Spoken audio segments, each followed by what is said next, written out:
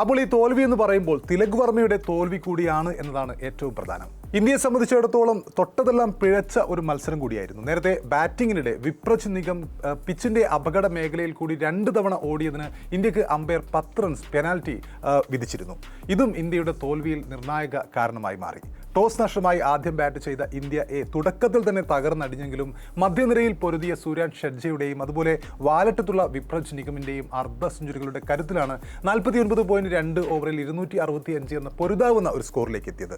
66 പന്തിൽ 72 റൺസ് എടുത്ത സൂര്യാൻ ഷെഡ്ജയായിരുന്നു ഇന്ത്യയുടെ ടോപ്പ് സ്കോറർ. വിപ്രജ് നിഗം 49 പന്തിൽ 51 റൺസ് എടുത്തു. ഒരു വാലറ്റക്കാരനായിരുന്നു അദ്ദേഹം. പക്ഷേ കളിക്ക് അനുകൂലമായി അല്ലെങ്കിൽ കളിയിൽ അദ്ദേഹം മികച്ച ഫോം പ്രകടിപ്പിക്കുകയും അതുപോലെ ഇന്ത്യയെ ഈ ഒരു സ്കോറിലേക്ക് എത്തിക്കുകയും ചെയ്തു. 143 7 റൺസ് എന്ന രീതിയിൽ കൂപ്പുകുത്തിയ ശേഷമാണ് 8ാം വിക്കറ്റിൽ സെഞ്ചുറി കൂട്ടുകെട്ട് ഉയർത്തിക്കൊണ്ട് വിപ്രജ് നിഗമും ഷെഡ്ജയും ചേർന്നുകൊണ്ട് ഇന്ത്യയെ ഈ പൊരുതാവുന്ന സ്കോറിലേക്ക് എത്തിച്ചത്. ഇന്ത്യക്ക് വേണ്ടി മുൻനിരയിലുള്ള ബാറ്റർമാരൊക്കെയും തകർന്ന മത്സരത്തിൽ താരതമ്യേന മികച്ച പ്രകടനം കാഴ്ചവെച്ചത് ഋതുരാജ് ഗെയ്ക്വാദാണ്. അദ്ദേഹം 37 റൺസ് എടുത്തു. ക്യാപ്റ്റൻ തിലക് വർമ്മയാകട്ടെ 23 റൺസാണ് അദ്ദേഹത്തിന് നേടാൻ സാധിച്ചത്. വൈഭവ് സൂര്യവംശി 21 റൺസ് എടുത്ത് പുറത്താവുകയും ചെയ്തു. ശ്രീലങ്ക ഏക്കായി മുഹമ്മദ് ഷിറാസും വിജയ്കാന്ത് വിയാസ് കാന്തും 3 വിക്കറ്റ് വീതം വീഴ്ത്തുകയുണ്ടായി. 265 റൺസ് എന്ന വിജയലക്ഷ്യം പിന്തുടർന്ന ശ്രീലങ്ക 93 റൺസ് എടുത്ത് സധീര സമരവിക്രമയുടെ ബാറ്റിംഗ് മികവിലാണ് മത്സരം ടൈയിലേക്ക് എത്തിച്ചത്. അർഷദ് ഖാൻ എറിഞ്ഞ അവസാന ഓവറിൽ 5 റൺസായിരുന്നു ശ്രീലങ്കയ്ക്ക് ജയിക്കാൻ വേണ്ടിയിരുന്നത്.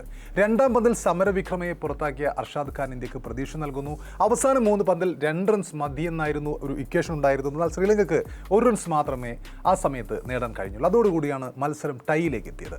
ഇതിന് പിന്നാലെയായിരുന്നു തിലക് വർമ്മയുടെ show off. Tilak Varma super ഓവറിനായി അമ്പയറോട് ചെന്ന് അഭ്യർത്ഥിക്കുന്നു.